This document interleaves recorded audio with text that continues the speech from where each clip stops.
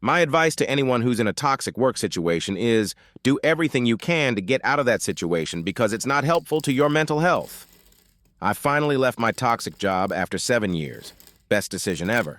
And I knew I wanted to do it, but I didn't think I would do it. But I really did it. Found in our anti-work holy shit, guys. I can't believe I'm actually typing this, but I put in my 2 weeks notice today. Some of my coworkers and my supervisor acted really surprised, but I don't understand why they did because they're all talking about quitting too, and everyone is unhappy here with the new leadership. Some backstory. I've been working at this marketing agency for 7 years. 7 years. Started right out of college, thinking I was so lucky to land this dream job. The pay was decent, the office had a ping pong table, LOL, and my boss seemed cool during the interview. Fast forward to 2024, and I was basically a shell of a person. Working 60-plus-hour weeks was the norm. My boss would text me at 11 p.m. asking for quick revisions that took 3 hours. I hadn't taken a real vacation in 2 years because there was always some urgent project. My girlfriend of 4 years broke up with me last summer because I was never present, always stressed, always talking about work drama. When they start calling you late at night and putting on like it's only going to take a few minutes. But it takes over 3 hours. The first time that they do that, you gotta leave right then, and I should have.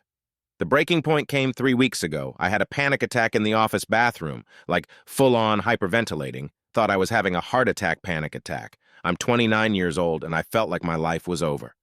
That night, I called my sister, who's been telling me to quit for years, and just sobbed. She reminded me that I have savings, I have skills, and most importantly, I have one life to live. So I started job hunting, found a remote position with a company that actually cares about work-life balance. They have unlimited PTO and explicitly say no communication after 6 p.m. unless it's an emergency. The pay is slightly less, but honestly, I don't care.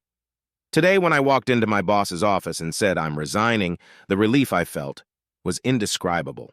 He tried to guilt-trip me, offered me a raise, said I was abandoning the team. But for the first time in years, I stood firm. And don't ever tell someone that they're abandoning a team because you as a boss, you've already let the team down with your workaholic methods.